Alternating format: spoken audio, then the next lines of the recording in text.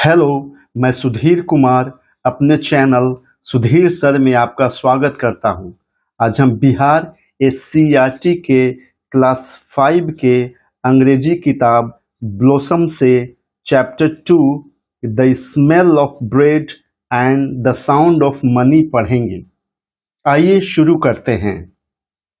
The smell of bread and the sound of money. Smell का मतलब खुशबू होता है, ऑफ का मतलब का, ब्रेड का मतलब रोटी होता है, मगर इस पाठ में हम ब्रेड का मतलब पाव रोटी समझेंगे।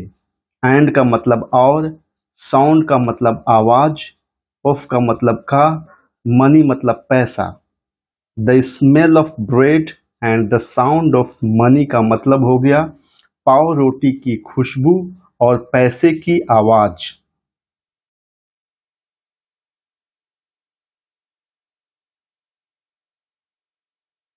There was once a stingy baker, but he baked delicious bread. देर का कोई मतलब नहीं होगा, यहाँ पर यह इंट्रोडक्टरी वर्ड के रूप में इस्तेमाल हुआ है। वास मतलब था, वंस मतलब एक बार, ए मतलब एक, स्टिंजी का मतलब हुआ कंजूस, बेकर मतलब पाव रोटी बनाने वाला, बट मतलब मगर, ही मतलब वह, बेक्ड मतलब बनाया, डिलीशियस का मतलब स्वादिष्ट, ब्रेड मतलब पाव रोटी।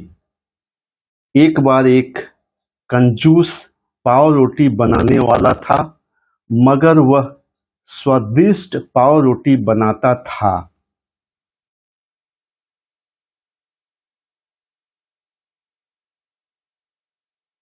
There was a poor man. देर का कोई मतलब नहीं होगा, यहाँ भी इंट्रोडक्टरी वर्ड के रूप में इस्तेमाल हुआ है। वास मतलब था, ए मतलब एक, पुअर मतलब गरीब, मैन मतलब आदमी। एक गरीब आदमी था। He wished to enjoy sweet smelling bread, but he did not have any money. ही मतलब वह, wished मतलब चाहा, to enjoy आनंद लेने के लिए, sweet मतलब मीठा, smelling मतलब खुशबू वाले, bread मतलब पाव रोटी, but मतलब मगर, ही मतलब वह, did not have मतलब नहीं था, any मतलब कोई, मनी मतलब पैसा। वह मीठी खुशबू वाली पाव रोटी का आनंद लेना चाहता था, मगर उसके पास कोई पैसा नहीं था। So he would stand outside the bakery every day, enjoying the nice smell of baking bread.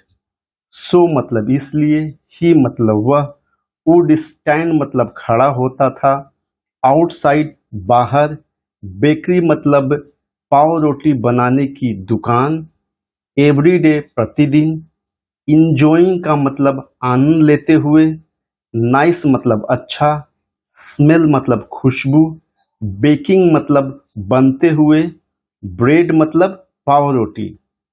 इसलिए वह प्रतिदिन पाव रोटी बनने की अच्छी खुशबू का आनंद लेते हुए पाव रोटी बनाने की दुकान के बाहर खड़ा होता था। The baker was very angry with the poor man. Baker मतलब पाव रोटी बनाने वाला, वास मतलब था, वेरी मतलब बहुत, एंग्री मतलब गुस्सा, विथ मतलब से, पुअर मतलब गरीब, मैन मतलब आदमी। पाव रोटी बनाने वाला गरीब आदमी से बहुत गुस्सा था। He felt that anyone who smelled his delicious products should pay for the smell। ही मतलब वह, felt, feel का past tense है felt, felt मतलब महसूस किया, that मतलब कि, anyone कोई भी, who मतलब जो, smelled, smell का past tense है smelled, smelled का मतलब सूंघा, his मतलब उसका, डिलीशियस का मतलब स्वादिष्ट, प्रोडक्ट्स मतलब सामान, शुड मतलब चाहिए, पे मतलब पैसे देना, फॉर मतलब के लिए, स्मेल मतलब खुशबू। वह महसूस किया कि कोई भी जो उसके स्वादिष्ट सामानों को सूंघता है या सूंघा, उसे खुशबू का पैसा देना चाहिए। So he took the poor man to court। So मतलब इसलिए, ही मतलब वह, took, take का past tense है took मतलब ले गया या लिया, poor मतलब गरीब, man मतलब आदमी, कोर्ट मतलब न्यायालय। इसलिए वह गरीब आदमी को न्यायालय ले गया। The judge heard the baker's complaint patiently। जज मतलब न्यायाधीश या जज भी बोल सकते हैं, यहां हम न्यायाधीश बोलेंगे। heard, hear का past tense है heard मतलब सुना। bakers, बेकर मतलब पाव रोटी बनाने वाला, यहाँ पे अपोस्ट्रोफी एस लगा है जिसका मतलब का होता है। बेकर्स का मतलब हो जाएगा पाव रोटी बनाने वाले की। कंप्लेंट मतलब शिकायत। पेशेंटली का मतलब धैर्य पूर्वक। न्यायाधीश ने पाव रोटी बनाने वाले की शिकायत धैर्य पूर्वक सुनी। Then he asked the poor man, do you have any money. Then मतलब तब, ही का मतलब वह होता है, मगर यहाँ पर ही न्यायाधीश के लिए इस्तेमाल हुआ है, इसलिए हम आदर्श सूचक शब्द का इस्तेमाल करेंगे। इसलिए यहाँ पर ही का मतलब हो जाएगा उन्होंने।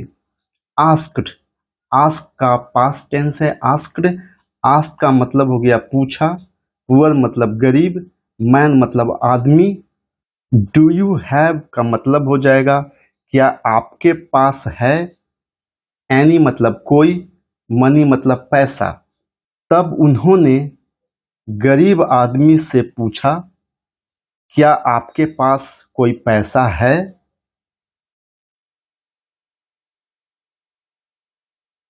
The poor man searched his pockets and produced two small coins। Poor मतलब गरीब, मैन मतलब आदमी। सर्च्ड, सर्च का पास्ट टेंस है सर्च्ड, सर्च्ड का मतलब हुआ खोजा ढूंढा। हिस मतलब उसके, पॉकेट्स का मतलब जेब, एंड मतलब और, प्रोड्यूस्ड का मतलब प्रस्तुत किया दिखाया, टू मतलब दो, स्मॉल मतलब छोटा, कॉइन्स मतलब सिक्के। गरीब आदमी अपनी जेबों को ढूंढा और दो छोटे सिक्कों को दिखाया, प्रस्तुत किया। This is all the money I have, he said to the जज। दिस इज ऑल का मतलब हो जाएगा बस इतना ही। मनी मतलब पैसा, मनी मतलब पैसा, आई मतलब मैं, है मतलब है, ही मतलब वह, सेड मतलब कहा, टू मतलब से, जज मतलब न्यायाधीश। मेरे पास बस इतना ही पैसा है, वह न्यायाधीश से कहा। द जज took the money from the poor man। जज मतलब न्यायाधीश, took टेक का पास्ट टेंस है took मतलब लिया, मनी मतलब पैसा, from मतलब से, पुअर मतलब गरीब, मैन मतलब आदमी। न्यायाधीश ने गरीब आदमी से पैसे ले लिए। The baker was delighted। Baker मतलब पाव रोटी बनाने वाला, was मतलब था, delighted मतलब प्रसन्न हुआ। पाव रोटी बनाने वाला प्रसन्न था या पाव रोटी बनाने वाला प्रसन्न हुआ। He smiled and eagerly held out his hand to take the money from the judge। ही मतलब वह, स्माइल्ड मतलब मुस्कुराया, एंड मतलब और, ईगरली मतलब बेसब्री से, हेल्ड आउट मतलब बढ़ाया, हिस मतलब उसका, हैंड मतलब हाथ, टू टेक लेने के लिए, मनी पैसा, फ्रॉम से, जज न्यायाधीश। वह मुस्कुराया और न्यायाधीश से पैसा लेने के लिए हाथ बढ़ाया। बट द जज did not give money to the baker. But मगर, जज न्यायाधीश, डिड नॉट गिव नहीं दिया, मनी पैसा, बेकर पाव रोटी बनाने वाला। लेकिन न्यायाधीश ने पाव रोटी बनाने वाले को पैसे नहीं दिए। ही ओनली जिंगल्ड द कॉइन टुगेदर। ही मतलब वह, ओनली मतलब केवल, जिंगल्ड, जिंगल का मतलब हो गया खनखनाया, कॉइन मतलब सिक्का, टुगेदर मतलब एक साथ। उन्होंने सिक्कों को एक साथ सिर्फ खनखनाया। He then returned them to the poor man, saying, punishment should fit the crime। ही मतलब उन्होंने, then मतलब तब, returned, रिटर्न का पास्ट टेंस है रिटर्न, रिटर्न मतलब लौटाया, देम मतलब सिक्के, क्योंकि देम यहाँ सिक्कों के लिए इस्तेमाल हुआ है, पुअर मतलब गरीब, मैन मतलब आदमी, सेइंग मतलब कहते हुए, पनिशमेंट मतलब सजा, शुड मतलब चाहिए, फिट मतलब मेल खाना, अनुरूप होना, क्राइम मतलब अपराध। तब उन्होंने सिक्कों को गरीब आदमी को लौटा दिया, कहते हुए सजा अपराध के अनुरूप होनी चाहिए।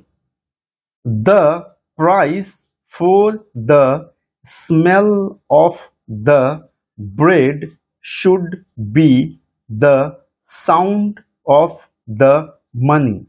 प्राइस मतलब कीमत, फॉर मतलब के लिए, स्मेल मतलब खुशबू, ऑफ मतलब का, ब्रेड मतलब पाव रोटी, शुड मतलब चाहिए, बी मतलब होना, साउंड मतलब आवाज, ऑफ मतलब का, मनी मतलब पैसा। पाव रोटी की खुशबू की कीमत पैसे की आवाज होनी चाहिए। पाठ समाप्त होता है। Bye, take care.